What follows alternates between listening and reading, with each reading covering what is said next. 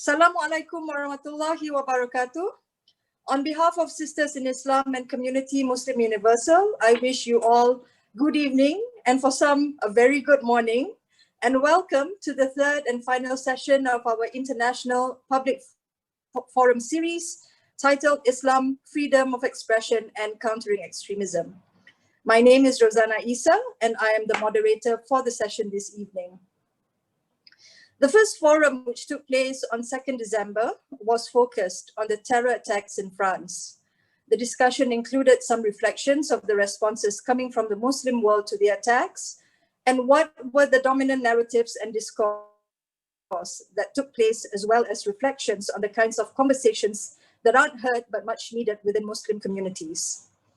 The second forum, which took place last week, brought the conversation closer to home on what were the ripple effects, if any, of Charlie Hebdo and the attacks in France on our Nusantara. There was also a discussion looking at Islamic sources that support for a more moderate response to violence and how freedom of speech that is needed and promoted is in the form of good speech. Additionally, there was also a discussion for those doing work on the ground to address extremism, to reach out and engage with diverse groups, but with the purpose to seek understanding instead of immediate solutions, because the latter may not be immediately achieved and in fact may backfire. In this third and final forum titled Extremism in Our Backyard, we are bringing the context even closer to our experiences to look at the kinds of extremism that are happening in Malaysia and Indonesia. So right now, there should be a slide coming on to your screen because the organizers would like to inform you that we are now airing live on Sisters in Islam's and Community Muslim Universal's Facebook pages. So you can see and share the details that are available on your screen. Okay. So we are on those links for KMU and for Sisters in Islam. Fantastic. So we have with us tonight three very learned and respected panelists, and I will introduce them in the order of their presentation for this session.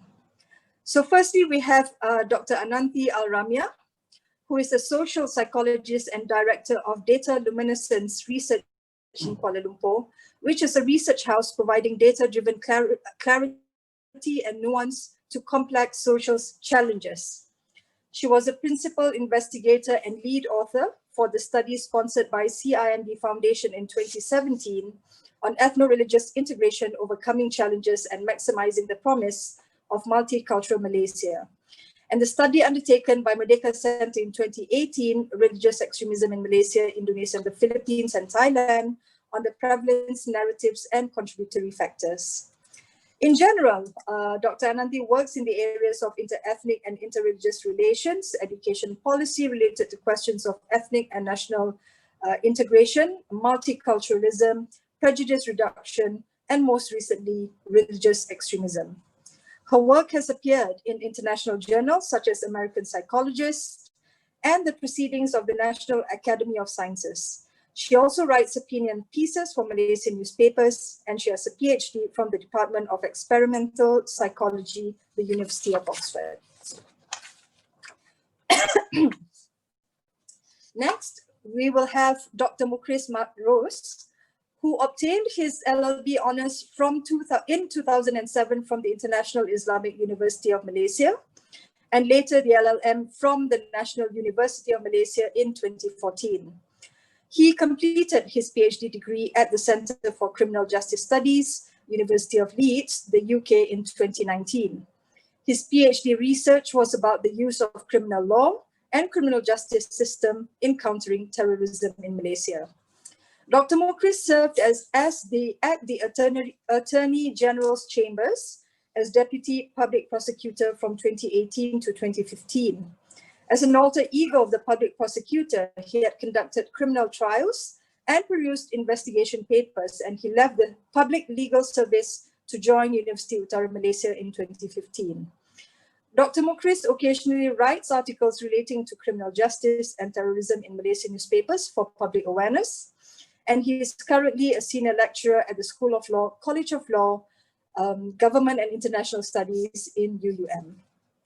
And finally, we have with us all the way from Indonesia, Dr. Syafiq Hasyim, who is the visiting fellow at ISEAS Yusof Ishak Institute.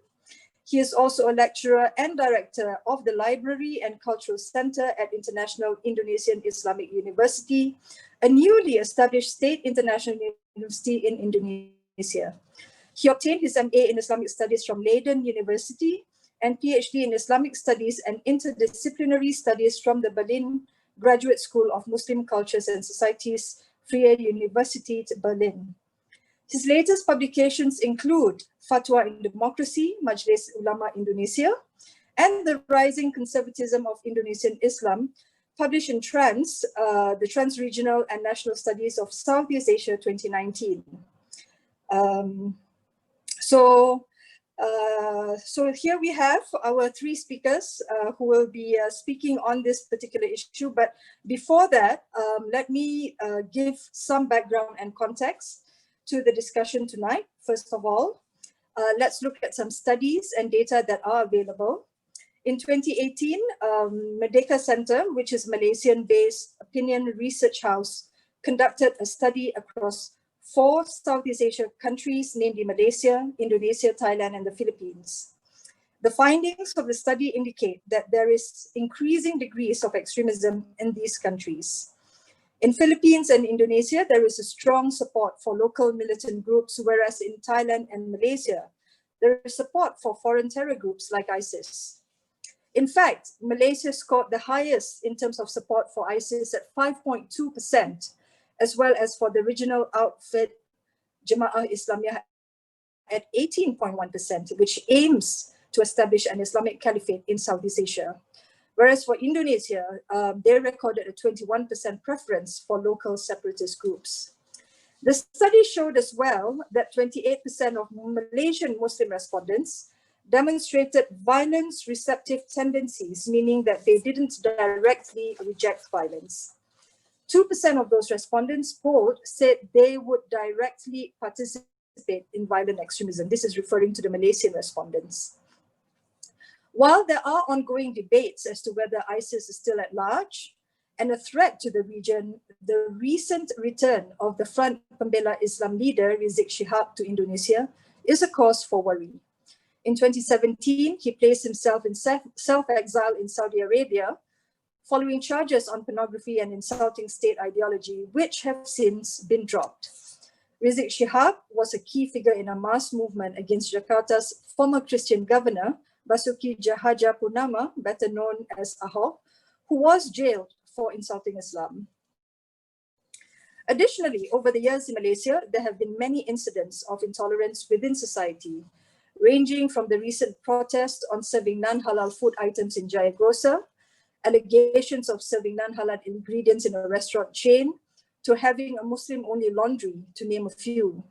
On top of that, there are also various developments of state sanctions ranging from bylaws that dictate forms of entertainment by women in certain states, segregation in cinemas, and the more recent DBKL announcement of a liquor ban provision to be implemented next year. And then under state religious laws, there are also raids that are carried out against communities of Shia Muslims. So these are just some examples to name a few. I would also like to touch on the developments over the COVID-19 period, where we witnessed the outpouring of support and generosity of Malaysians and those living in Malaysia who mobilized themselves to provide for multiple communities in terms of food and other staples, as the movement control order made access to these necessary items extremely limited, and for some, totally inaccessible.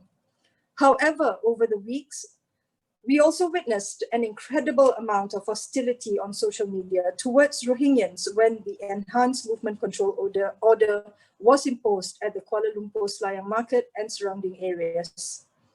The undercurrent dissatisfaction against the Rohingyan communities who work at the market erupted to a campaign including several online petitions demanding that the Rohingya be deported from Malaysia and that their problems should be resolved by Myanmar.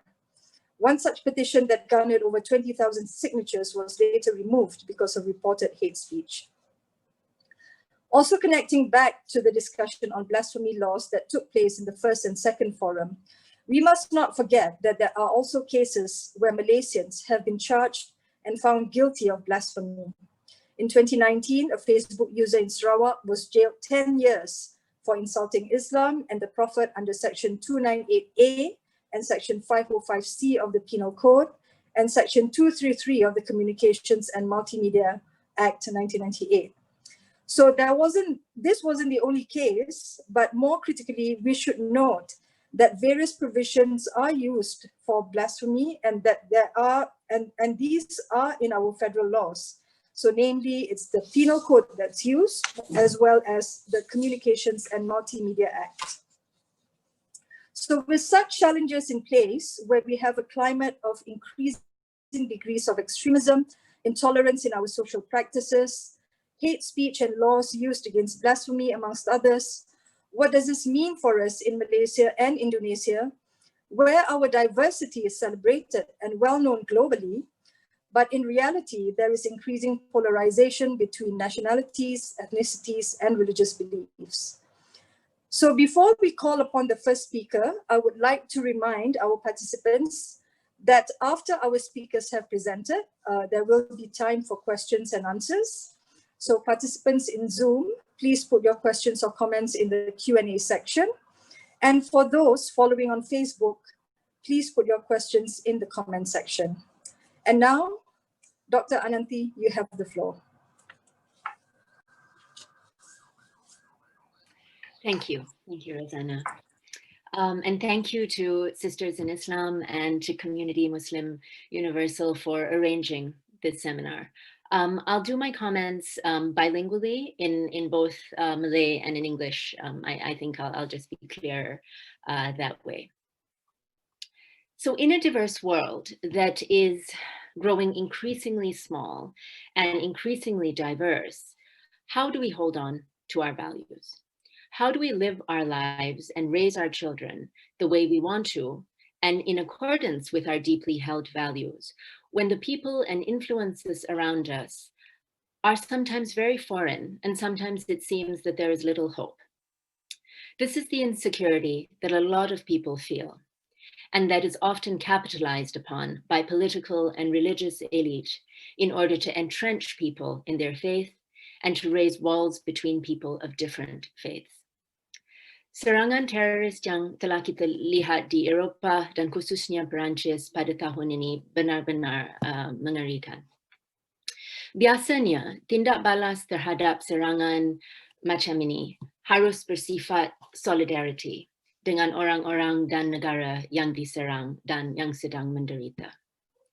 Dan itu memang respons official atau rasmi dari Putrajaya. Namun ada ahli politik di Malaysia yang menciptakan a kind of false equivalency, kesetaraan yang palsu antara penderitaan Muslim dan serangan ganas di Perancis, dan membuat alasan bahawa serangan itu wajar. Ini menyumbang kepada naratif berkelanjutan, a sort of ongoing narrative, berdasarkan ancaman dan rungutan bagi umat Islam, dan menunjukkan bahawa keganasan adalah tindakan yang dapat diterima dan yang tepat untuk mempertahankan agama seseorang. Pada fikiran saya, ini merupakan satu naratif yang penuh bermasalah. And I'll explain why now. So Rozana told us about the Merdeka Center research that was done in 2018, and I was one of the authors of that study. Dan kami mengumpulkan data dari responden Muslim di Asia Tenggara, and hari ini saya menumpukan perhatian pada Malaysia dan Indonesia. Penekanan kami dalam kajian ini bukan pada faktor yang berkaitan dengan radikalisasi. It wasn't about radicalization. Sebaliknya, penekanan kami adalah pada faktor-faktor yang berkaitan dengan extremism, seperti yang wujud dalam populasi umum, right? So in the general population, what was the tendency to extremism? Dan kami berusaha memberikan gambaran tentang identity, pemikiran dan pengalaman orang Muslim yang kita boleh kata average, the average Muslim, where were they at in terms of their identity and their experience of the world. So we used a measure that was quite novel and unusual in the study, and that was a measure that Rozana referred to of violence receptivity in the general population. Right, yaitu setakat manakah orang ramai Muslim boleh setuju dan membenarkan keganasan digunakan untuk mempertahankan Islam. Kami mendapati bahawa hampir lebih kurang 20% responden Muslim di Malaysia dan Indonesia mengatakan bahawa mereka dapat menerima kekerasan atau penglibatan diri sendiri dalam keganasan atas nama mempertahankan Islam. So 1/5 of the respondents, at least 1/5 of the respondents in these countries expressed that they were open to violence or at least not averse to it under certain circumstances. Kadang-kala ekstremisme wujud dalam vacuum, tetapi kerap kali ekstremisme ganas tidak boleh wujud tanpa sokongan orang biasa yang bersedia dan mampu menyokong pengganas atau menyokong ideologi dan visi mereka, baik secara diam-diam ataupun secara aktif, right? So there has to be a resonance within the wider community, usually, for extreme activity and extreme points of view to flourish. Dalam kajian kami, 31% responden Muslim di Malaysia dan 25% responden Muslim di Indonesia menunjukkan kecenderungan atau tendensi ekstremis yang non-violent, yang termasuk menyerahkan keseluruhan harta benda mereka untuk mempertahankan agama.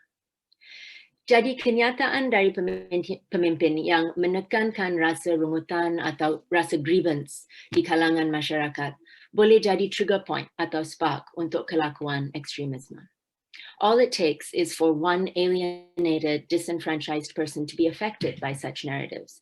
We know how that can turn out, and we saw how it has turned out recently. Sebab kedua, pemimpin kita harus berjaga dalam respons mereka terhadap insiden seperti ini adalah kerana insiden ini macam ini merupakan peluang untuk pemimpin-pemimpin kita menunjukkan kepimpinan yang matang dan bertanggungjawab dan memimpin melalui teladan. These are really key opportunities in a divided and frightened world to model good behavior and to put out narratives that are rooted in compassion and courage and which acknowledge how connected all of us are to one another. A really big problem in the world right now is that we don't always treat other people as human beings, especially when we don't agree with them or they come from, far-flung places or have a different view of the world, a different faith. Instead, we tend to treat them as political abstractions, as these monolithic entities that we can label and then we can denounce. And it's easy if you treat people as political abstractions, as members of this group or followers of this faith, to say, hey, your group was really awful to my group, so you deserve what happened. And speech like this encourages demonization rather than empathy and care for one another. And it's really exactly the kind of rhetoric that we do not need in a tinderbox environment. It is not even pragmatic rhetoric in that it doesn't lay the ground for the resolution or de-escalation of tensions and conflict. And I think that's an apt description of the world that we live in right now, unfortunately. It is a tinderbox. Sensitivities are very high. People are not deeply and meaningfully connected to one another. Economic insecurity and inequality is rife. People are very vulnerable, and many people face few promising or uplifting prospects in life. And into that mix, when you add a sense of grievance arising from the way that Muslims are treated in the world collectively, and a sense that people are out to get you as a Muslim, our research shows that you ignite a flame. In fact, we found that 63% of Muslim respondents in Malaysia reported high feelings of being aggrieved or being under siege by external forces. And more worryingly, we found that such grievances are associated with extremist tendencies. And this is, I think, a particularly noteworthy finding in a place like Malaysia, where Muslims are in the majority. You know, the sense of grievance, I think, is particularly noteworthy in this context. So this is something that we have to be conscious of in our public and even our private dialogue.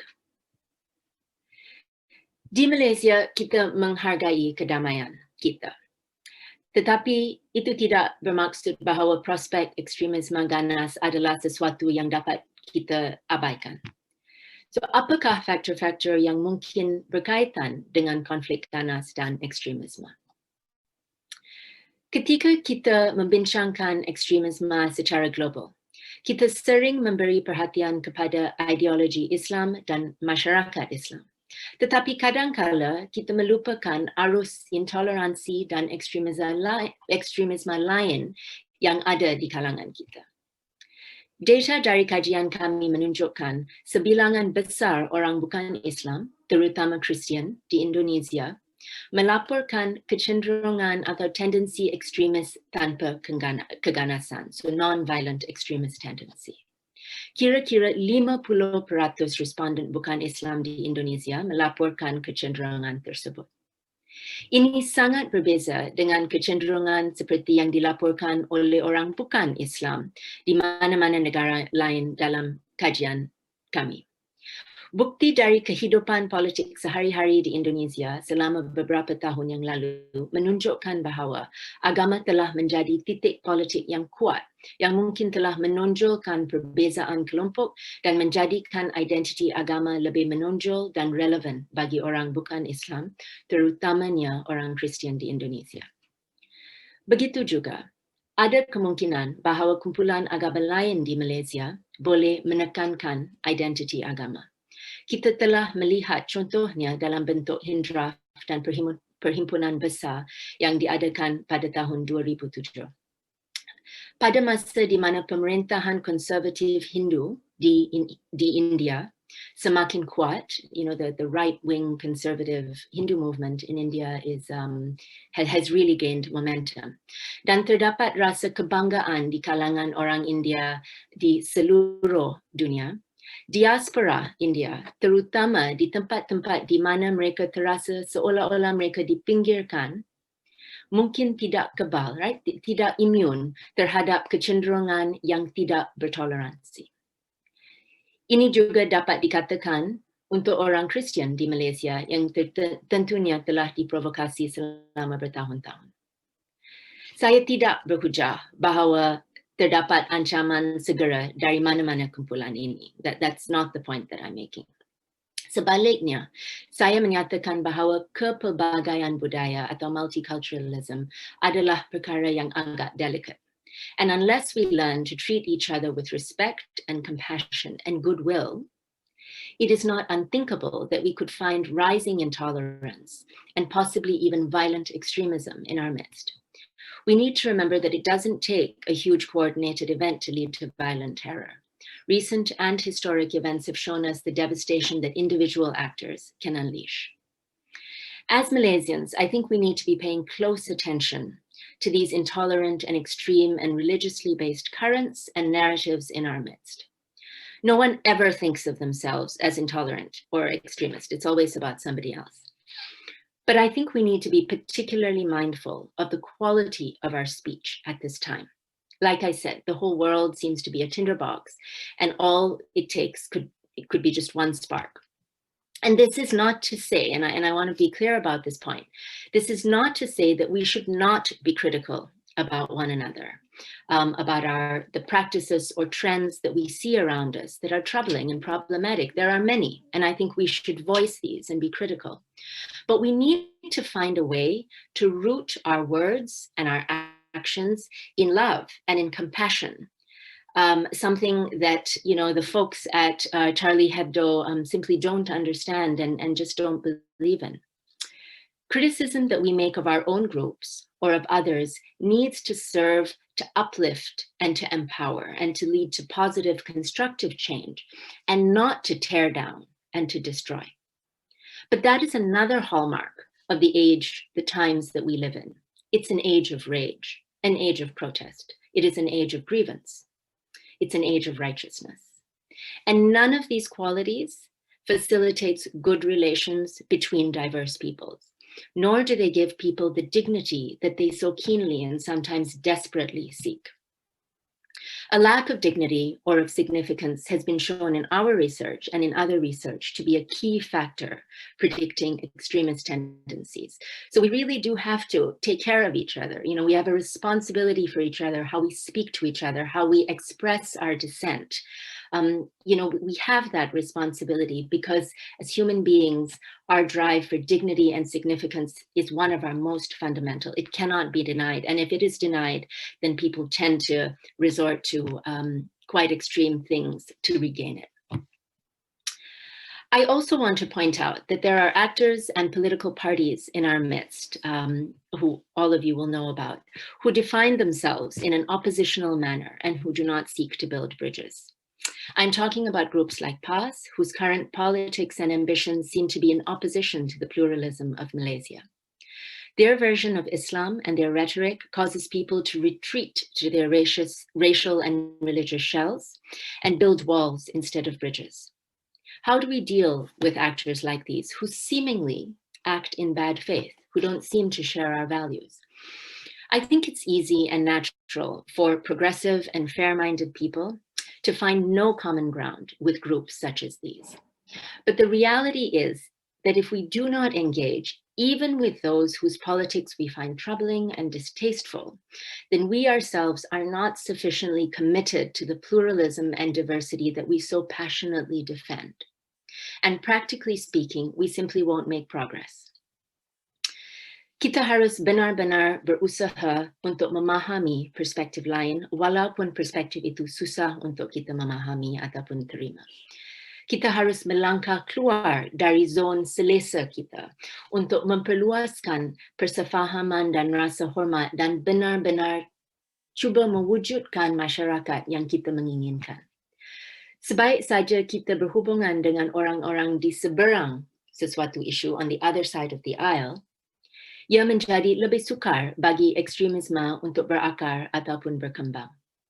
In Malaysia, we're all very used to staying in our lane. You know, we're very well practiced at just putting our head down, minding our own business and not commenting on each other. But we can't do that anymore. We have to learn to build alliances and working relationships, even with peoples whose views we find very hard to receive.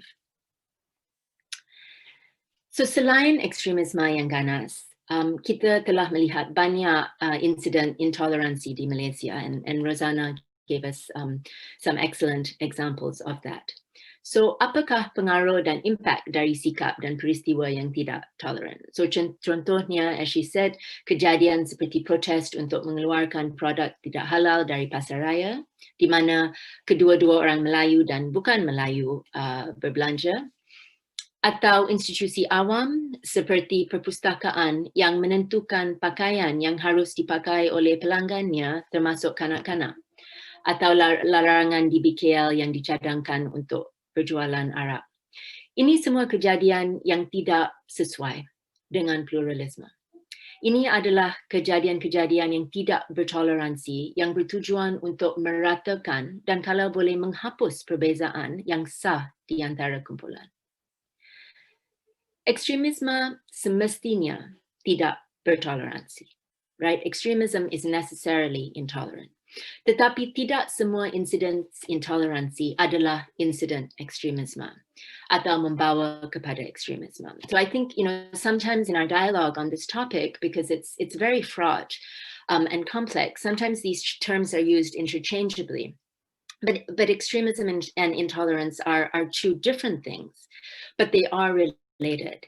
And I think that, you know, intolerance is, an increasing intolerance is a slippery slope towards extremism, widely spread. Semakin tidak bertoleransi dalam masyarakat, semakin sukar untuk kita kembali ke keadaan yang inklusif dan moderate. Tetapi selain daripada contoh-contoh macam ini, kami juga menemui contoh intoleransi yang ternyata dalam kajian kami. Kami mendapati bahawa majoriti respondent Muslim di Malaysia dan Indonesia tidak mahu mengembangkan pemahaman mereka mengenai agama lain atau berkongsi kepercayaan mereka dengan orang lain. 59% responden di Malaysia dan Indonesia menentang pengajaran pendidikan pelbagai agama di sekolah, so multi-faith education. 59% of respondents in both these countries strongly opposed it. Terdapat sokongan yang jauh lebih tinggi untuk multi-faith education dari responden Muslim di Thailand dan Filipina, dua negara di mana umat Islam merupakan golongan minority. Dan juga sokongan yang jauh lebih tinggi untuk pendidikan macam ini dari responden bukan Islam di Malaysia dan Indonesia. Kami juga mendapati sikap tidak bertoleransi terhadap kumpulan Islam bukan Sunni, seperti Syiah dan Ahmadiyah. 61% responden di Malaysia percaya bahawa bentuk Islam bukan Sunni harus diharamkan di Malaysia. Dan 42% responden Indonesia juga percaya demikian. These findings are unsurprising, given the state-sanctioned and tightly controlled Islam that is prevalent in Malaysia. Dr. Azmil Taib, who writes extensively about Islamic education in Malaysia and Indonesia, argues that the Malaysian Islamic curriculum emphasizes components of Islam that are vastly more conservative than in Indonesia and do not emphasize the multicultural character of Malaysia and the mutual respect that needs to exist between people from different racial and religious groups. So it seems that the very Islam that Malaysian schools are teaching our young people is one which does not endorse pluralism and instead clearly lays out the only admissible form in Malaysia, thereby allowing no pluralism or diversity even within Islam. And this is a far cry from the Indonesian Islamic curriculum, to my understanding, and from what I've read, which emphasizes plurality and non-compulsion. Apa yang kita lihat di Malaysia merupakan keinginan untuk kesucian agama yang tidak inclusive. So we are seeing religion that demands homogeneity and demands the performance of a particular version of Islam. A state-sanctioned religious interpretation which does not emphasize the rights and respect for people, for everyone, but rather seeks to create divisions and raise fears about others who could potentially contaminate and corrupt the religious purity that is so keenly sought. Data kami menunjukkan bahawa 76% responden Muslim di Malaysia ingin mencapai beberapa matlamat yang berdasarkan kesucian agama seperti kebangkitan semula Khalifah Islam dan pelaksanaan hukuman hudud di Malaysia. 76% of the respondents wanted such purist Islamic goals in Malaysia. Tetapi versi Islam semacam ini nampaknya tidak menimbulkan rasa aman dan yakin diri di kalangan pengikutnya. Sebaliknya, nampaknya ia memupuk kerapuhan, a kind of brittleness, dan menambah rasa kelemahan dan vulnerability di kalangan pengikut. Dalam kajian kami dapati bahawa responden yang memupuk faktor naratif yang mengutamakan tujuan Islam yang suci dan ada interpretation agama yang agak literal juga menunjukkan kecenderungan ekstremis. Jadi buat diri saya, agak sukar pada masa ini untuk melihat prospek Malaysia dari segi hubungan etnik dan agama yang aman dan yang memang berharmoni. Sekiranya kita menempuh jalan sekarang, kita mungkin atau tidak akan mengalami insiden pengganas. I'm not able to predict that. Tetapi kita memang akan bergerak semakin jauh dari mewujudkan negara yang bersatu dan berhormat antara satu sama lain. Religion is a potent force for good and for evil, and it's been used as a means of control over people and of obedience for millennia all over the world, across all religions. But if religion is going to be a force for good, we need to reclaim it. And we need to democratize religion and make it something that is rooted firmly and deeply within a spirit of love and compassion and in recognition of our common shared humanity. Any actions or thoughts that arise from a place of mutual love and compassion cannot possibly result in extremism. It's just not a logical conclusion. It is only in such a scenario that we can come to fully see one another in all our complexity and glory and all our imperfections, and begin to build bridges and alliances, even unlikely ones. Extremism can then hopefully return to the fringes where it belongs, rather than being a defining characteristic of the population at large, as it is in Malaysia at present. I'll end there. Thank you. Thank you so much, Dr. Ananthi. That was really, really very rich. You have shared so much in terms of the research. And it's actually very telling in terms of the times that we are in, particularly when, you were talking about there is a rejection of, of pluralism. And this is also evident as well in relation to the fatwa that was issued against sisters in Islam, where we are regarded as deviants for subscribing to liberalism and religious pluralism. So I think the battle, you have definitely set the stage that, things, the way I'm reading it right now is that, things are not going to get better anytime soon. And the other point that I like to touch about is the high numbers of respondents who want for, to have the rise of Islam and to have, hudud laws to be implemented.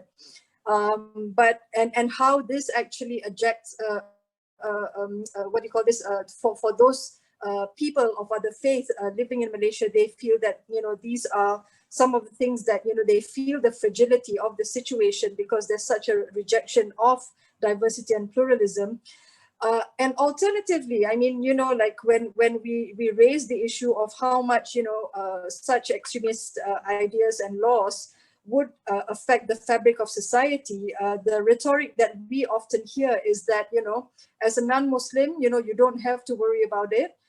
Such laws will only affect Muslims, so you can go on living your lives and your lives would not be affected by the laws that are only for Muslims.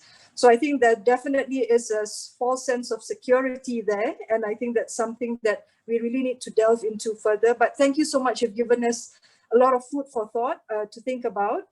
And now I would like to invite our second speaker to speak on, we have Dr. Mukhriz Madrus. Is he online already? So I invite Dr. Mukhriz to speak. Silakan. All right. Thank you very much, Rozana, for your kind introduction just now. And also thank you very much to Sisters in Islam, as well as Komuniti Muslim Universal, KMU, for organizing this great event, I would say. First of all, please bear with me. My line might be not that good from this end. So please let me know if it's being, is there any problem for that? All right, okay. I think Rozana mentioned just now, earlier we, from the second or perhaps the first series, we have also discussed on the role of civil society to engage with the diversity. I think that is one of the main, or the priority should be given to that initiative rather than to the law. So the fact that I am maybe at the third series, it speaks volume why the law should, because in usual, I mean, like, law come normally after something happened, all right? But of course, when we are talking about extremism, what we look or we expect from law is that we can make use of it in terms of prevention. All right, in terms of prevention in countering extremism. But of course, law, particularly the rule of law, requires certainty and clarity. With that, a huge challenge of having a specific or any legislation to counter extremism is how we define extremism itself. The legal definition, I'm referring to the legal definition. In what way? We have been debating about what is terrorism. All right, for so long, there is no universally accepted definition, legal definition of terrorism. But at least there are features that we agree that that is the element of terrorism, the political element, the violence, the crimes, or perhaps the creation of fear or causing terror. That is the element of terrorism. But how about extremism? Then there are several attempts made, especially in the UK, the US, to define extremism itself. Dan saya tak pasti ada ataupun tidak di Malaysia ataupun di Indonesia satu usaha untuk kita perjelaskan, perincikan about what is extremism that we are talking about. Who set the limit? If extremism means melampaui batas, what is batas? What is the limit? If we look at the UK definition, one of the official one, it is not legal definition as well. The UK's definition of extremism is something like active and vocal oppositions against British values, fundamental values such as democracy, rule of law, and etc. So perhaps when we are talking about Malaysia, can we put that extremism apabila ia melampaui atau menyanggahi rukun negara? Can we agree on that? I don't know. Even the definition which was framed in the UK have been contested fiercely, especially when we are talking about British values. What is British values? All right. Perkara yang sama juga di Malaysia apabila kita ingin menggubal satu undang-undang yang begitu spesifik, khusus kepada ekstremisme, perkara pokok yang perlu kita lihat terlebih dahulu tentang makna ataupun definisi ekstremisme itu sendiri, ekstremisme itu sendiri. Jika tidak, it open to abuse, one, and it might backfire to other people. Adakah kita bersedia untuk melihat sebahagian daripada masyarakat kita dianggap ekstremis hanya kerana ia berpandangan berbeza dengan the majority? Right? Jadi begitu penting untuk kita perjelaskan apabila kita berbicarakan tentang apa itu ekstremisme, apa itu melampau, apa batasnya. Mungkin, saya hanya katakan mungkin ada yang menyatakan, oh cukup sekiranya kita apa saja, what goes against federal constitution, then it is extremism. Maybe. Or anything against rukun negara, or anything against Pancasila di Indonesia boleh dianggap ekstremisme. Itu sangat bahaya bagi saya. Jadi dari situ kita perlu berhati-hati, okay, sekiranya sebab sebelum ini ada beberapa suara yang mahukan suatu undang-undang yang lebih spesifik berkaitan dengan menangani ekstremisme ini. Namun kita mesti lihat, kita mesti fikirkan betul-betul tentang definisi ekstremisme ini. If not, akan ada pihak-pihak yang tidak sepatutnya menjadi the main target of the legislation akan menjadi mangsa. Sebagaimana kita juga pernah bincangkan kaitan dengan terorisme dan sebagainya. Even if we look at the definition of terrorism in Malaysia is so wide, even it not just about causing terror or whatsoever, but if you look at the definition of terrorism in the penal code, it's so wide, it covers almost everything. Be it whether the crime have been committed, whether it's inchoate offense or not, it's all in the definition, which is somehow very dangerous and might undermine the fundamental rights as well. All right, so be careful with that. But of course, if we are talking about violence extremism, now we are talking about non-violent extremism and violent extremism. If we want to look from this perspective, violent extremism, ekstremisme yang melibatkan unsur keganasan, secara tak langsung memang sudah ada undang-undang, especially when we are talking about terrorism law. There are, I would say, over-criminalized offenses there within our penal code. A lot of offenses that can deal with violence extremism. But when we are talking about non-violent extremism, be it political extremism or ideological extremism, then here isu ini sangat rapuh kerana ia juga berkait rapat dengan freedom of religion, political right as well, freedom of expression as well, terutamanya apabila kita bercakap tentang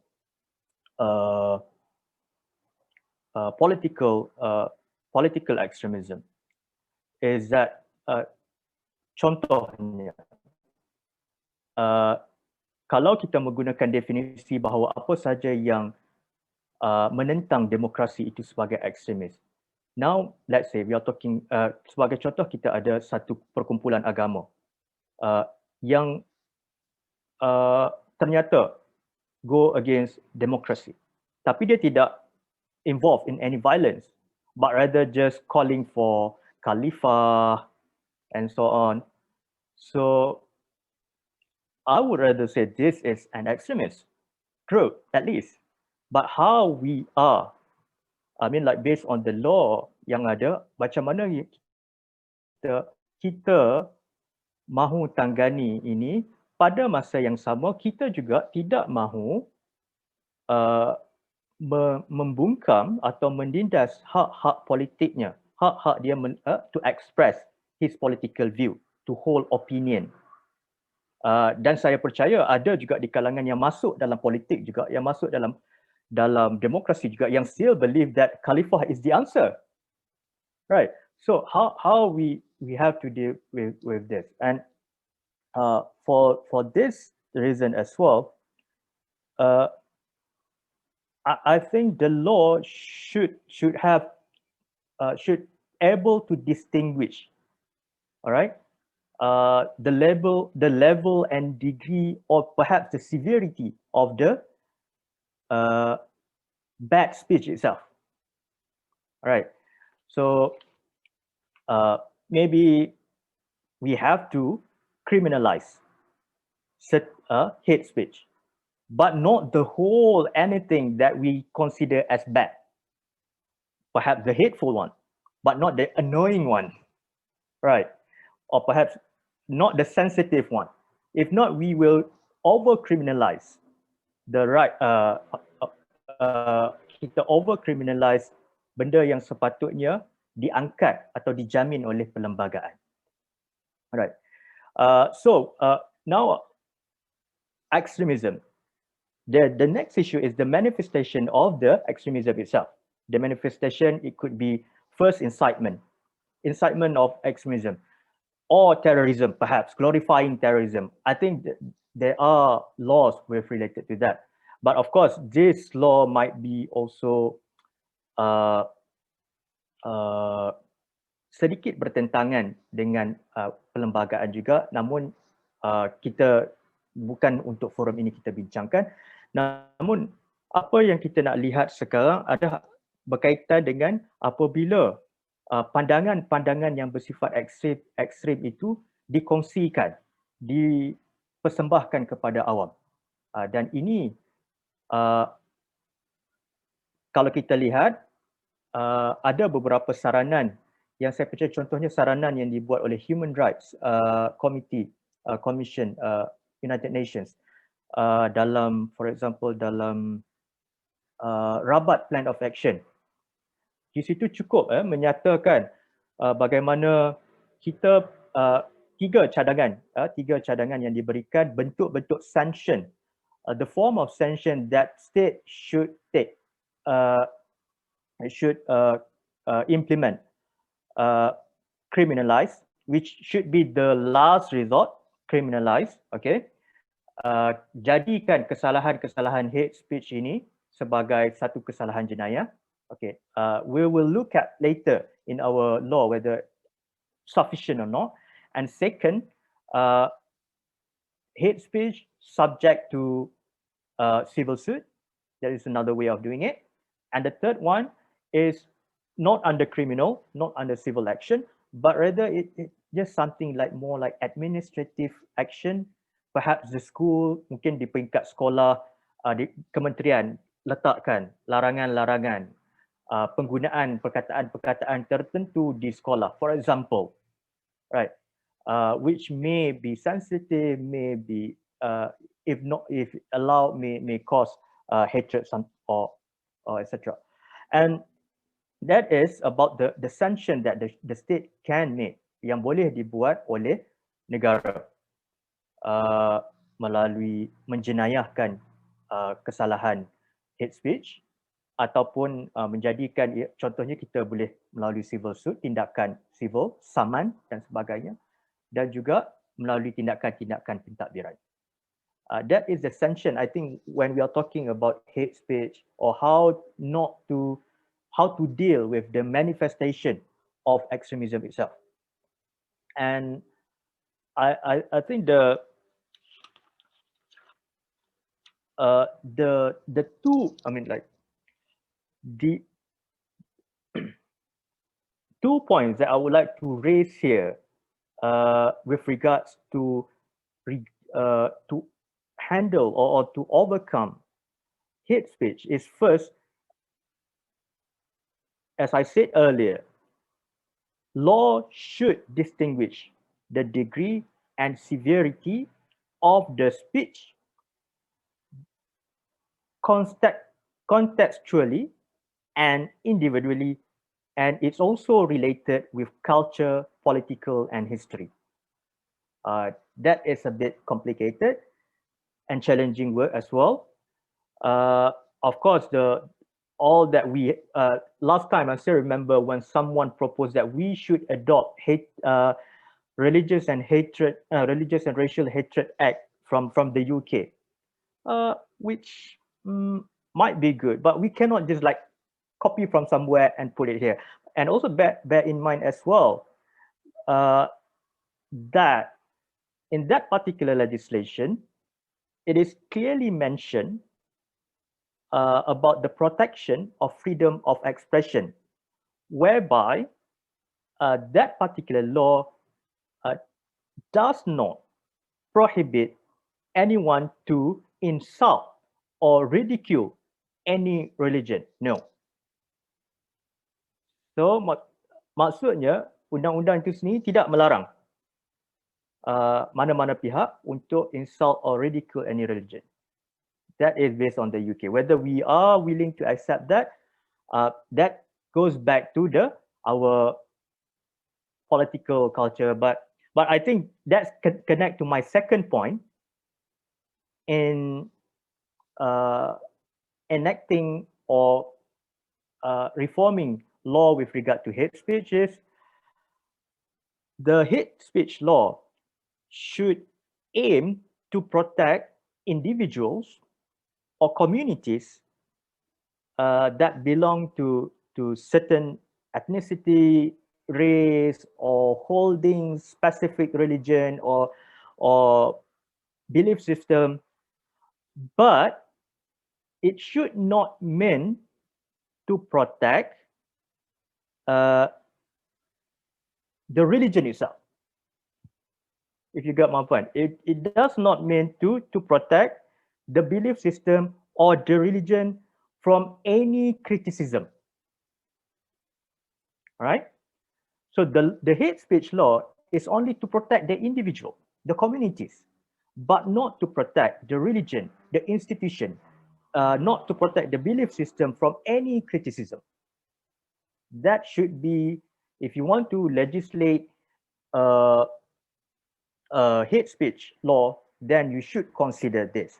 Because if not, how can you, I mean, like, if not, it won't be balanced. In any religion, be it in any religion or any belief system, of course you are not going to say that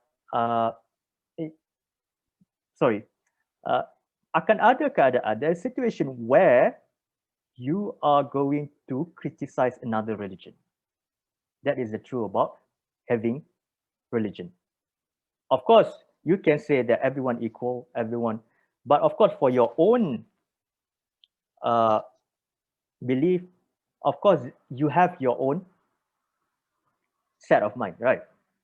But that's why if you want to have a law, make it the law that allow or facilitate dialogues, allow and also facilitate debates. Okay. For that reason as well, we need law that emphasize, that put clearly or place clearly the blameworthy mental element. Mesti letak di situ dengan jelas. There is the bad intention. If someone say bad thing about one religion, you need to look back to the intention or the blameworthy intention of that particular guy or particular person. All right. So if that is why akta hasutan is problematic, sebab dia tidak ada elemen yang dengan jelas tentang niat menghasut itu. Ya. Tapi kalau kita lihat kepada Section 298 Kanun Keseksaan, Section 298 of the Penal Code, not 298A, 298 only, Section 298. It's quite wide, but it is clear that the intention is to cause hatred. We have Section 298A, which is problematic. It has been held unconstitutionally, in fact, but we don't know why the government still want to keep it. Even the latest one in 2014, the court still, the Court of Appeal still held that, affirmed the decision made before in the case of Muhammad Daud. But with reason known only to the government why they want to keep Section 298A. All right. Dr. Mukhriz, do you want to wrap up your points? All right. Okay, sure. So with regards to from legal perspective, yang pertamanya, persoalan berkaitan dengan criminalization ataupun prosecution, ini sepatutnya menjadi sebagai yang terakhir, the last resort. Bukan apa, sebab kita ingin menjaga pada masa yang sama hak the freedom of expression of others. Namun pada masa yang sama juga, undang-undang yang sedia ada perlu ditambah baik. There should be a reform, especially with regard to Section 298, 298A. And as I said earlier, the law must address the different degree or severity of the speech itself. From the incitement, menghasut tu, or glorifying terrorism too, until the annoying or just sensitive, which of course you should treat differently. You cannot just say that this is all sedition. No, you cannot do that, because it will undermine the right, the freedom of expression of the citizens. And I think that is, with regards to the prevention, I think the law need to be reformed. If that makes sense to, I think that I'll end it here. Right. Thank you very much. Yes. Thank you so much, Dr. Mukhriz. You've definitely gone into a lot of the legalities and the challenges that we face as normal citizens trying to navigate our way to be able to say and express what we want to express. But there are all these laws that are actually, like you said, there is over-criminalization. And I think in relation to prevention, that is something that's interesting to talk about, but maybe we can take it up in the Q&A. So thank you so much. That's been very, very informative. And now I would like to invite our third and final speaker to present, Dr. Syafiq Hasyim. Silakan Pak Syafiq.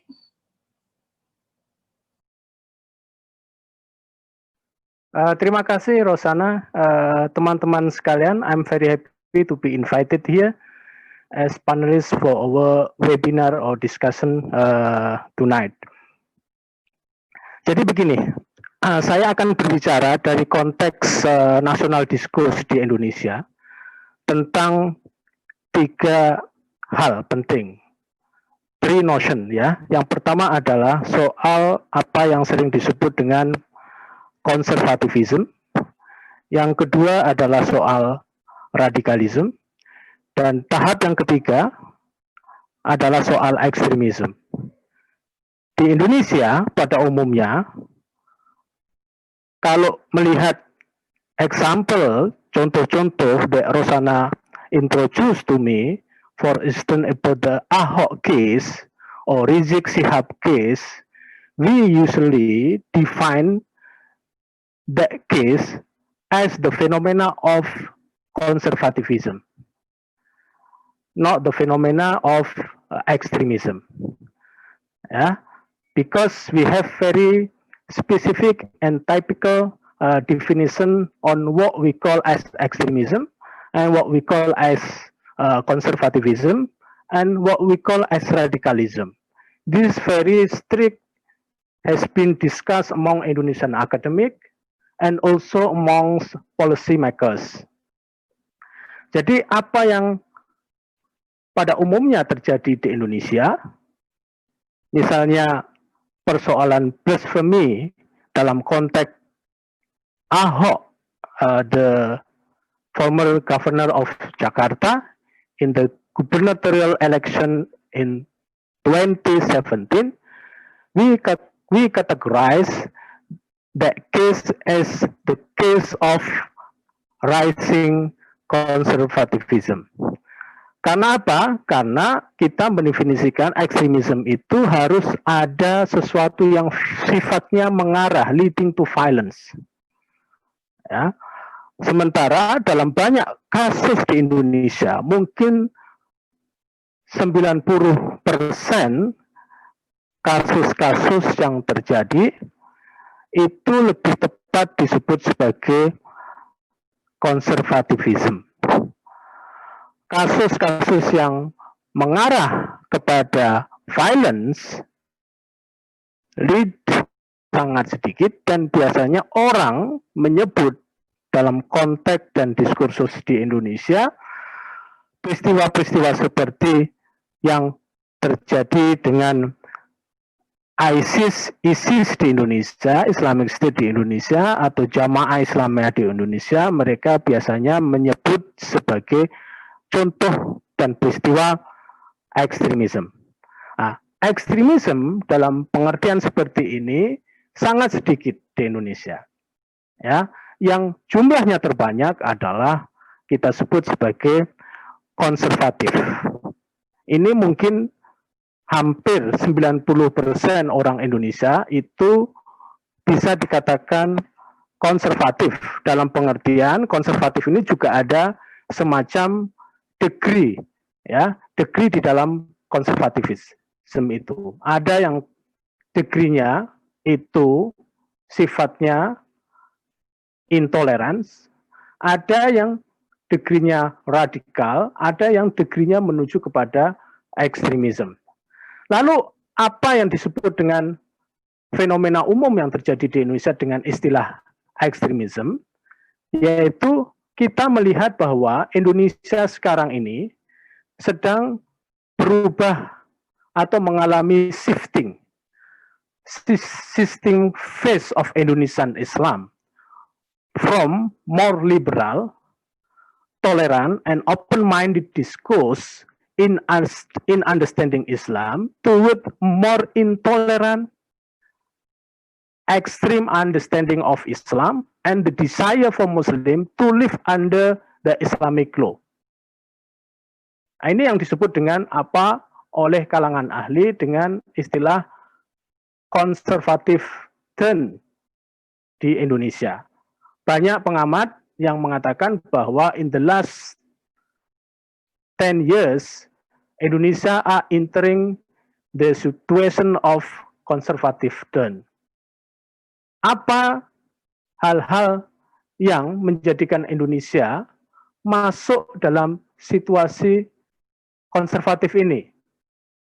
Antara lain adalah semakin banyaknya orang Indonesia yang tidak berpikir liberal, tidak berpikir inklusif, dan tidak berpikir plural, sebagaimana terjadi pada masa akhir Orde Baru, the end of Soeharto period, dan masa awal era reformasi. Banyak kecenderungan yang sekarang terjadi, berdasarkan survei dan lain sebagainya, orang-orang Indonesia memiliki kecenderungan untuk berpikir tidak liberal. Misalnya sekarang ini, setiap Desember, every December, we always trapped in the discussion whether Indonesian Muslim can say greeting to Christian people. Karena apa? Karena ada fatwa di dalam Majelis Ulama Indonesia bahwa mengucapkan hari Natal itu tidak diperbolehkan karena itu bisa menyebabkan perubahan pada sisi akidah atau faith. Pada masa Soeharto, fatwa ini sudah ada. The fatwa has been issued since 80s. But in the Soeharto era and until in the beginning of reform era, we never talks much about this kind of prohibition to giving greeting to the Christian people. Tapi sekarang ini orang banyak di Indonesia yang tidak membolehkan istrinya, suaminya, anak-anaknya untuk mengucapkan Selamat Natal kepada orang-orang Kristen. Ini bulan Desember dan kita sudah mulai mendiskusikan masalah itu di sosial media dan lain sebagainya. Namun diskusi tentang ketidakbolehan mengucapkan hari Natal itu tidak sampai menyebabkan peristiwa-peristiwa yang menyebabkan terbunuhnya orang Kristen dan lain sebagainya. Karena itu kita lebih senang dalam konteks Indonesia menyebutkan peristiwa ini, hal seperti ini sebagai hal yang bersifat konservatif, tidak bersifat tidak bersifat ekstrim. Kalau kita berbicara tentang konservatifisme, memang Indonesia sekarang banyak hal yang menyebabkan mengapa konservatifisme, terutama Islamic konservatifisme, itu tumbuh di Indonesia. Banyak sebabnya. many factors that become the driving force behind the rising conservatism of Islam. Antara lain yang sering terjadi pada kita pada saat ini, itu adalah dua hal secara umum. Pertama adalah dipicu oleh international factor, persoalan internasional yang masuk ke kita, misalnya pengaruh Islamic State dan juga pengaruh kebijakan pemerintah negara-negara barat terhadap dunia Islam. Yang paling terakhir itu adalah misalnya persoalan di Prancis, yaitu persoalan laicite, persoalan yang berkaitan dengan religious freedom di Prancis. Itu juga memiliki dampak besar terhadap naiknya konservatisme Islam di Indonesia. Dalam konteks ini pemerintah Indonesia juga dalam posisi yang sulit ya apabila menghadapi persoalan-persoalan seperti ini. Yang kedua yang lebih banyak menimbulkan terjadinya kenaikan konservatif Islam itu adalah faktor-faktor di dalam negeri. Pertama adalah faktor kebangkitan identitas politik, identity politics ya. Sebetulnya identity politics itu sudah ada sejak lama, tapi mengalami puncaknya sejak tahun 2017 dalam konteks pilihan gubernur Jakarta, yaitu Ahok. Pada saat itu Ahok dianggap melakukan blasphemy ke dalam Islam. Saya adalah salah satu Islamic expert ya yang diminta oleh polisi to give a witness for the side of Ahok. And at the time I carefully studied about what actually the problem which is accused to Ahok. Saya mempelajari semua dokumen yang berkaitan dengan Ahok speech. Dan menurut saya, pidato Ahok pada saat itu tidak ada kaitannya atau tidak memiliki kaitan langsung dengan upaya Ahok untuk melakukan blasphemy terhadap Islam. I was interrogated by the National Police for 9 hours just to give my witness to explain to the police that the speech of Ahok didn't have any correlation with the blasphemy. Nah, tapi karena tekanan masyarakat yang begitu besar pada saat itu, terutama yang berasal dari kalangan konservatif, hampir semua kelompok agama, Majelis Ulama Indonesia, Muhammadiyah, Nahdlatul Ulama, itu memiliki komentar tentang Ahok. Dan yang paling keras komentarnya adalah dari Majelis Ulama Indonesia, in which the Council of Indonesian Ulama issue special fatwa for Ahok. According to the fatwa, Ahok has committed to blasphemy to Islam.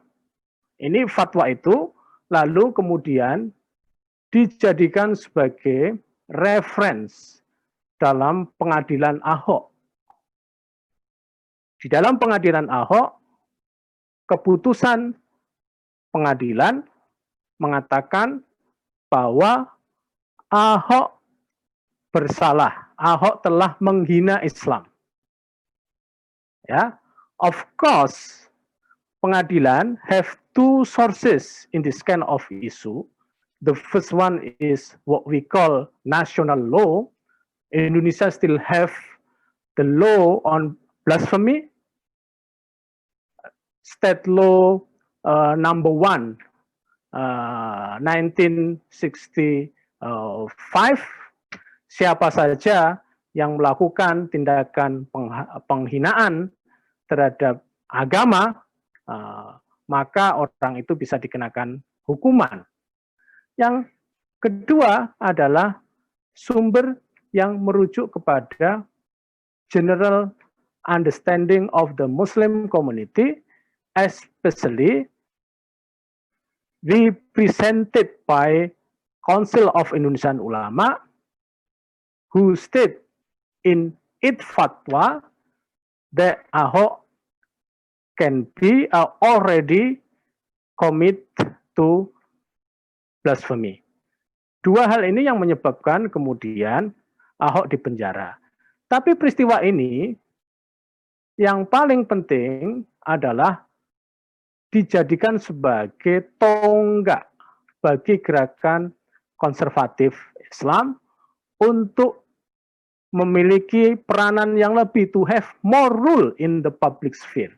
Jadi mereka menjadi kelompok penekan setiap peristiwa yang berkaitan dengan agama that they can materialize into the legal case, for instance defamation or blasphemy or other issues, and then they use this case. They file the report to the police. Nah, ini peristiwa 2017 dalam konteks pilihan gubernur di Indonesia menjadi semacam figur yang penting bagi kelompok konservatif ini untuk memainkan peran di dalam konteks public sphere sebagai kelompok penekan. Nah, hal-hal seperti ini lalu menjadi semacam example, menjadi semacam contoh bagi gerakan-gerakan ekstremisme. Kemudian, hal yang lain yang menyebabkan kita bisa dikatakan sebagai negara yang berada dalam situasi konservatif term, itu karena banyak terjadi apa yang disebut dengan the legislation of Islamic law into the state law. Jadi kita dulu berharap bahwa Jokowi menjadi presiden. Many people expect and hope that Jokowi can end Islamic conservatism or the use of Islam in the legal and public sphere of Indonesia, tapi pada kenyataannya hal ini sulit dilakukan oleh Jokowi. Bahkan kita bisa mengatakan bahwa dalam masa Jokowi ini justru terjadi apa yang disebut deepening Syariatisation, yaitu Syariatisasi yang semakin terlembaga di dalam konteks perundang-undangan, hukum, dan politik di Indonesia. Saya akan memberi contoh kecil. Yang pertama adalah sekarang Indonesia semakin established untuk menjadi negara yang mempromosikan apa yang oleh orang Malaysia sebut sebagai syariah ekonomi. Di mana-mana di Indonesia program ini disebarluaskan dan didukung oleh pemerintah. Bahkan in the last 5 years, the government of Jokowi promote a lot both the importance of having syariah economy as an alternative economic system in Indonesia. Yang kedua adalah kita juga melembagakan halal projects, halal certification. Pada masa Jokowi ini kita membentuk satu lembaga negara khusus yang menangani persoalan halal ini. Banyak orang mengkritik bahwa apa yang dilakukan oleh Jokowi ini pada dasarnya adalah apa yang sering disebut dengan the structural Islamization. Jika dulu halal certificate itu dilakukan oleh Islamic Civil Society, especially done by Majelis Ulama Indonesia, but now since 2019, the government of Indonesia already have specific body to regulate about halal certification. Ini artinya apa? Ini artinya Indonesia atau Jokowi membawa hukum-hukum formal, ya, hukum-hukum formal Islam ke dalam negara. Pak Syafiq, minta dirumuskan, tinggal seminit saja lagi. Oke, kemudian peristiwa-peristiwa yang lain yang berkaitan dengan gaya hidup, ya, ini yang banyak sekali sekarang dialami oleh masyarakat umum di Indonesia, di mana sekarang sedang mengalami kenaikan apa yang disebut dengan gaya hidup yang berdasarkan kepada syariah norm, ya. Misalnya orang sudah tidak mau lagi menyimpan uangnya di bank konvensional, mereka tidak mau pergi ke restoran yang tidak ada sertifikat halal, mereka tidak mau lagi merayakan tahun baru, mereka tidak mau lagi mengucapkan hari Natal, dan banyak kasus-kasus yang lain. Justru konservatifisme banyak disumbang oleh perubahan gaya hidup, dari perubahan gaya hidup yang terbuka terhadap segala nilai menjadi gaya hidup yang didasarkan kepada nilai-nilai syariah. Ini yang ingin saya kemukakan, bahwa apa yang sedang terjadi di negara kita, di Indonesia ini, menurut saya lebih tepat disebut sebagai gejala naiknya konservatifisme daripada disebut sebagai gejala ekstremisme. Demikian Bu Rozana, terima kasih. Assalamualaikum warahmatullahi wabarakatuh. Waalaikumsalam warahmatullahi wabarakatuh. Terima kasih Pak Syafiq. Thank you so much. I have to be honest, it's a little bit depressing to hear what you had just presented, only because there seems to be much more similarities in terms of where Indonesia is moving towards, that's becoming to seem like, you know, the experience that we have here with Islam in Malaysia. Patah hati sedikit ya, Pak Syafiq. Yeah. Okay, so thank you. I am so happy that there are so many questions from our participants. We basically have about 34 minutes. So I'm actually going to pick up some of the questions that have come forth from our participants for our panelists. And if I could perhaps maybe start with Dr. Ananthi. This is a question that's specifically for you. So thank you for the very enlightening research findings. Given the current political economy landscape of rising intolerances and increasing extremism, what can we do beyond building alliances and attempting to speak out? What practical actions can be taken to address or combat the current realities which facilitate and allows extremism to proliferate in Malaysia? For example, 1, religion is a key political tool. 2, the intrinsic relationship between state and religion. And 3, the overarching legal framework that is often used as tools to silence alternative opinions. And this question comes from Bachla Naidu. Do you want to take this first, Dr. Ananthi?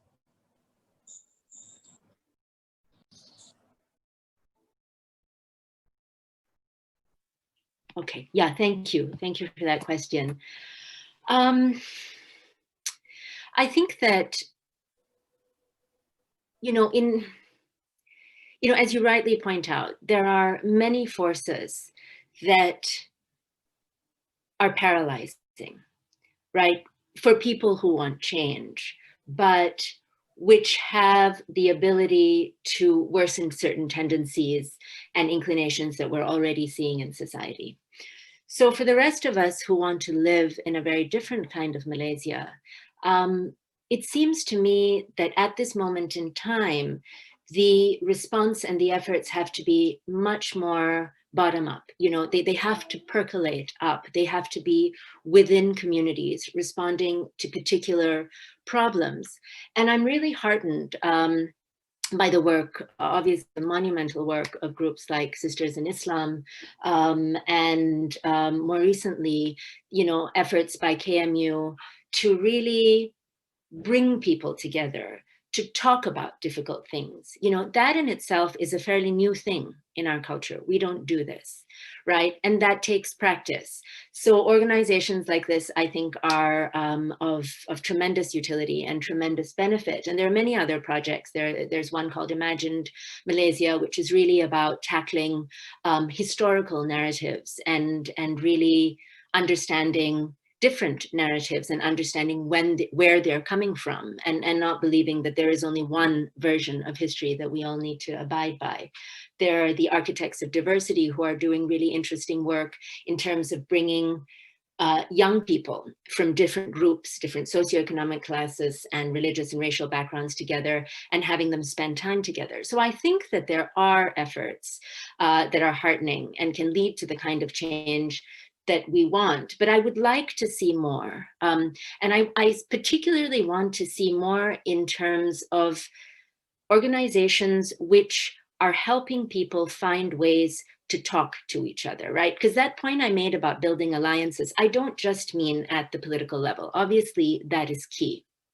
But for the rest of us, how do we talk to our neighbors? How do we talk to our neighbors who have very different points of view about how we live and how we practice our faith? How can we still be friends? How can we be friends or maintain respect for the personhood of people whose views really don't align with ours and are often, things that we're actually working hard against? So I think that, in the United States, if you see, there are a lot of organizations that have proliferated, particularly in the Trump era, to address exactly this kind of thing. So, places like the Theory of Enchantment or Braver Angels, who are tackling this issue of how do we bring people together. And the other thing I would say is that I would really like to see an agitation amongst parents and amongst society at large and various civil society groups for the teaching of some sort of multi-faith education in our schools. I think this is absolutely key to being a citizen, a democratic citizen in a multicultural society, is having at least a basic understanding for different faiths and their tenets and a sort of empathy for one another.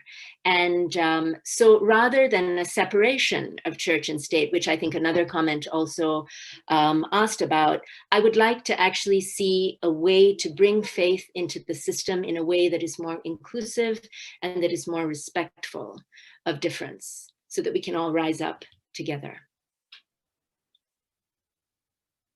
Thank you very much, Dr. Ananthi. I will now go to the next question, and this is for you, Dr. Mukhriz, from Andrew Koo. So he asks that in 2016 and subsequently, the government declared liberalism, pluralism, and LGBTism as threats to national security in Malaysia, and human rightism has also been mentioned. In your view, given what you had spoken about just now, are these examples of extremism? All right, thank you very much. It reminds me when the nations, when the states and also scholars were discussing about what is terrorism. One of the contentious and contested part is that whether a state can be a terrorist. Whether a state can be terrorist, not just like, because people keep emphasize on the non-state actors of terrorism, or individuals or groups. But how about state? Can the state be a terrorist? I think people start to say yes if you look at the one of the definition adopted by the UN General Assembly is yes, a state can be a terrorist as well. And it goes the same with if we have perhaps a clear features of extremism. Can a state be an extremist? I would say yes. If it goes against its constitutional values, its societal values that it should uphold. All right. That is one point. The second point is that the problem in Malaysia that everything can be considered, can be labeled, can be declared as national security threats. Everything.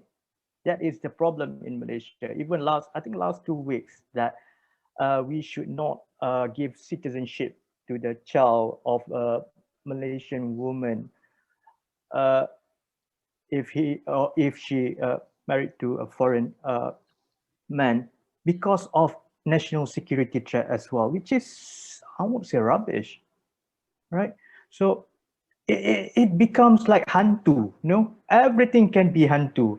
Tengok pokok pisang, hantu pokok pisang. Tengok ada ketuk pintu, hantu ketuk pintu, hantu purda, hantu susu. Everything can be hantu.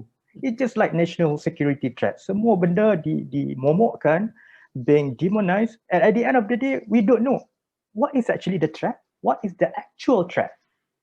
Right, that is the problem in Malaysia. I hope it makes sense to you, Mr. Andrew. Can I proceed to the one? Yes, Muhammad by Amirul. Muhammad. Yeah, please proceed. Go ahead. All right, just a brief. I think he was. Yes, I do agree with you. So maybe for Saya the benefit of the audience, just let me read the question first. all right, great. Okay, sure. So Muhammad Amirul Ashraf asks, melihat secara umum konsep kebebasan bersuara di Malaysia dan juga konsep hasutan adalah berada dalam status yang walking on a tightrope, menyebabkan sukar untuk rakyat, sukar untuk bersuara, dan manakala yang bersuara pula sering dikenakan tindakan undang-undang. Jadi pada pandangan Dr. Mukhriz, bagaimanakah lawmakers kita sebenarnya walaupun tidak berniat untuk mereka tidak berniat untuk melonggarkan undang-undang sedia ada atau yang akan digubah kerana amalan politik sempit yang sering dimainkan, maka undang-undang boleh digunakan oleh mereka untuk mengawal dan menghalang mereka yang menyuarakan pandangan berbeza dengan lawmakers. Terima kasih. Okay. Alright. Terima kasih Muhammad Amirul. Point saya yang pertama, sebab itu kita perlu berhati-hati tentang definisi ekstremisme itu sendiri. Kerana sekiranya definisi ini bersifat umum, dia bukan saja counterproductive, ya. Dia tidak mampu menangani masalah ekstremisme, tapi juga membuka jalan kepada salah guna kuasa, memberi kuasa yang lebih besar, kuasa budi bicara yang lebih besar kepada pihak berkuasa. Dan ini kalau besar with safeguard. Sekiranya kalau ada kuasa yang besar, perlu adanya lindung jamin, perlunya ada safeguard. But the question is whether we have sufficient safeguard or not. That is whether institutional safeguard or legal safeguard as well.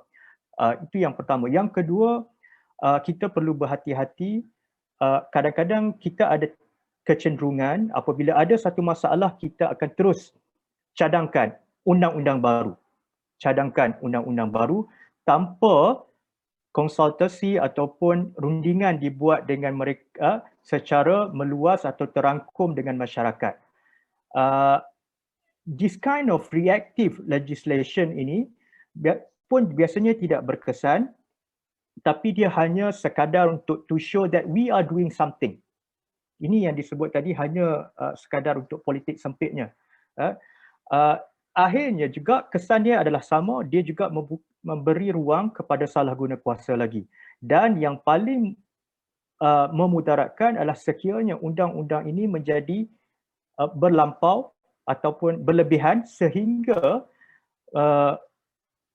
menghakis hak-hak yang dijamin oleh perlembagaan. Sebab itu bila saya bincang tadi berkaitan dengan hate speech law, kita perlu berhati-hati dengan ini. Yes, kita perlu lawan hate speech ini, betul. Tapi pada masa yang sama, kita juga perlu berhati-hati agar undang-undang sekiranya ingin dibuat oleh pihak berkuasa tidak mengorbankan hak-hak yang dijamin perlembagaan yang memang dalam keadaan boleh dikatakan nazak jugalah setakat ini. Right. Jadi yang ketiga, sekiranya undang ini sekiranya satu, adakah keadaan sekarang, undang-undang sekarang yang wujud di existing law ataupun undang-undang yang mungkin ingin diusulkan oleh kerajaan boleh bukan sahaja melawan hate speech, tapi pada masa yang sama menggalakkan free speech, menggalakkan good speech pada masa yang sama. Okay, sebagaimana kita let's say kalau kita kata kita nak lawan fake news, pada masa yang sama apa yang kita patut buat adalah freedom of information. That is how sepatutnya ia perlu berjalan secara seimbang. Okay, so apa-apa undang-undang sebagai kumpulan masyarakat madani mesti lihat kepada itu. Bukan setakat balance, tapi ia perlu berkadaran, ia perlu proportionately, dan dia juga perlu mengikut keperluan. Itu saja. Terima kasih Muhammad Amirul. Terima kasih Dr. Mukhriz. Dr. Syafiq, I'm going to move on to you now. So there are two questions that we've compiled here for you. The first question is, are all the ulama in Indonesia on the same page in their views and teaching? And it will help if they are, otherwise it can be conflicting if not congruent. And the second question is, what is your opinion of President Jokowi's executive order to ban Hizbut Tahrir Indonesia for going against the Pancasila and the Constitution? Dipersilakan, Pak Syafiq.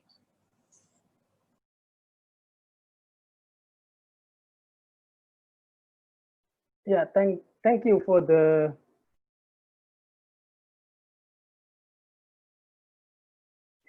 hello. Thank you for the question. Yeah, I think Indonesian ulama do not have similar understanding on Islam, on some issues on Islam. They are not one in voice, they are diverse. They are affiliated with different organizations. They are affiliated with different madhab, Islamic school of law, and theological school of theological school. Therefore, I think Indonesian ulama some kind have different stance, to respond. For instance, the case of Ahmadiyah. You know that Majelis Ulama Indonesia issue a fatwa that Ahmadiyah is already not part of Islam, but Ahmadiyah is heretic group from Islam. But then Nahdlatul Ulama have different fatwa to Ahmadiyah. Nahdlatul Ulama state that Ahmadiyah is different from Islam. The meaning of different from Islam is that not similar with the meaning that Ahmadiyah is deviant, is heretical from Islam. This is some example that among Indonesian ulama actually they don't have one similar understanding on some issue of Islam. Let's say for the case of Ahok, actually, many of Nahdlatul Ulama scholars and ulama of Nahdlatul Ulama, the first largest of Islamic organization in Indonesia, see the Ahok didn't commit to blasphemy because we have Nahdlatul Ulama different perception and interpretation from, let's say, Majelis Ulama Indonesia. Muhammadiyah also have different perception. So in terms of this kind of issue, I think Indonesian ulama are not under one umbrella. They are different from one organization to another. And then for the case of Jokowi regulation or policy to ban Hizbut Tahrir Indonesia, some people say that this is the way of Indonesian government to reduce extremism, but some people, most of human rights defenders and activists state that Jokowi policy that ban Hizbut Tahrir is some kind of undemocratic policy. This is this perception is actually belong to most democracy activists and human rights defenders. But for Nahdlatul Ulama and also especially for Nahdlatul Ulama and also for the Council of Indonesian Ulama, the Jokowi policy is actually already on the tracks, and Jokowi should issue a policy that bans Hizbut Tahrir, because Hizbut Tahrir is dangerous for the integration and the unity of Indonesia, and also Hizbut Tahrir propose an alternative political system to Pancasila. If someone to propose something different from the foundation of the state, we should ban them from their activities from the public, political, and legal sphere. This is, for instance, the opinion of Nahdlatul Ulama in understanding the policy of Jokowi to ban Hizbut Tahrir. So we are always have different kind of opinions, but the general tendency usually we are tending to become more conservative, meaning moderate conservative. Thank you.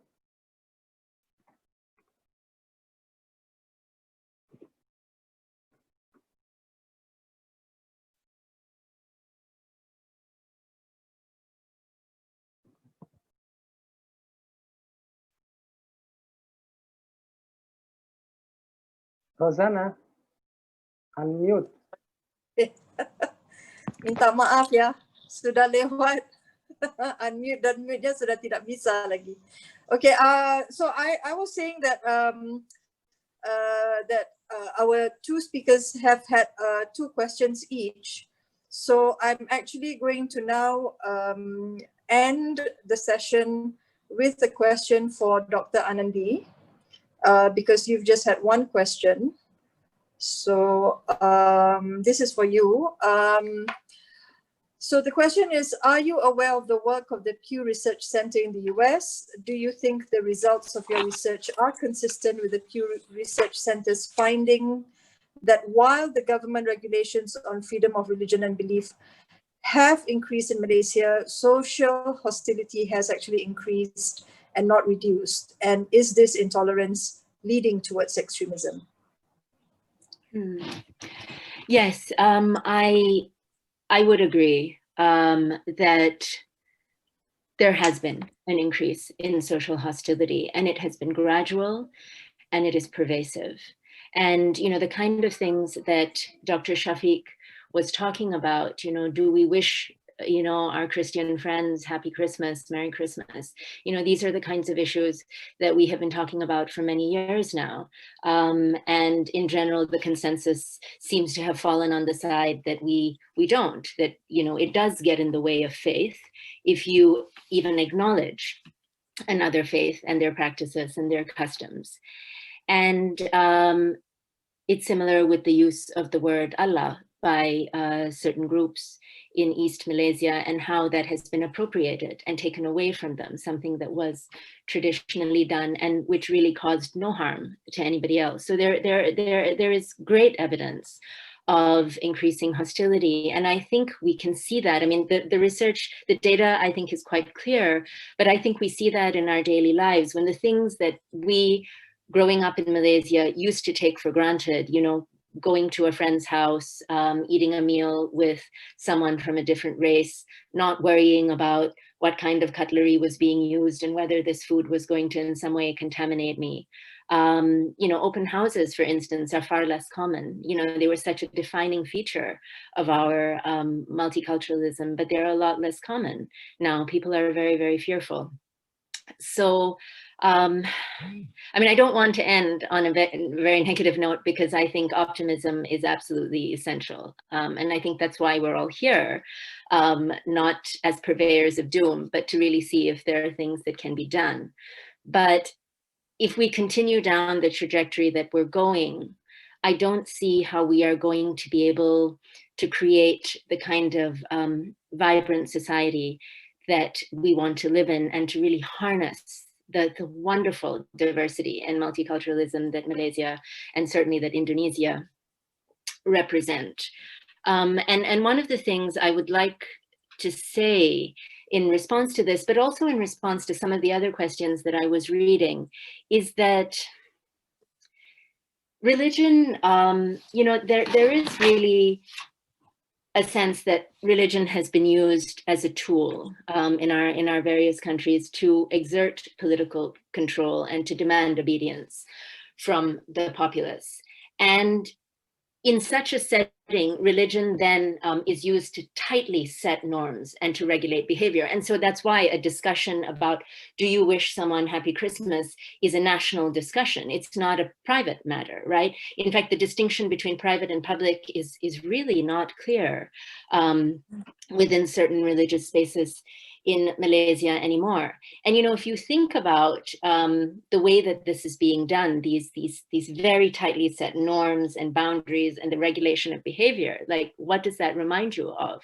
You know, who do we do this for? We do this for children, right? And so one of the questions I saw towards the end was, you know, why is there so much fear and lack of confidence for a majority group in a place like Malaysia? And I think it is because religion has been used, education at large has been used to infantilize, to create a kind of permanent state of prolonged state of childhood amongst the populace, so that they are actually very, very uncertain about how to deal with complexity and with messiness, which are simply a reality of living in as an adult in any context, but particularly in a diverse one.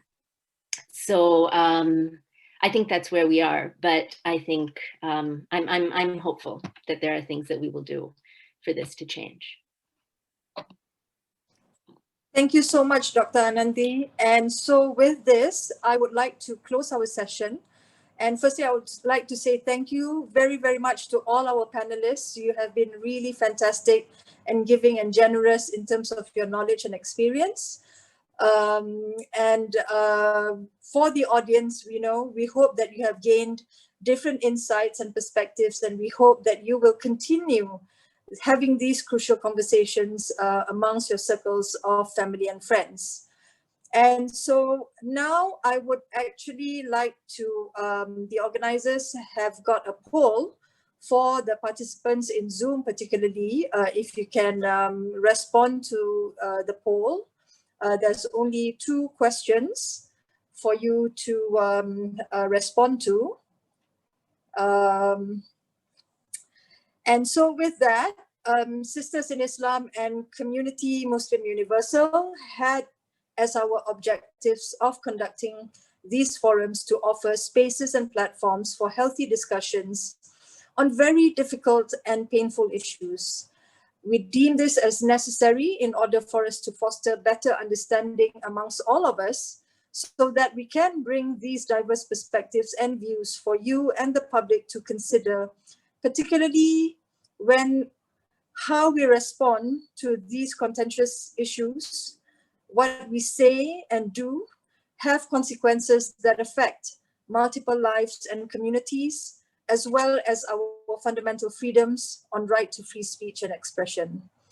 And so we thank you for sharing your time with us, and we wish you a calm and safe ending for 2020 and a hopeful year for 2021.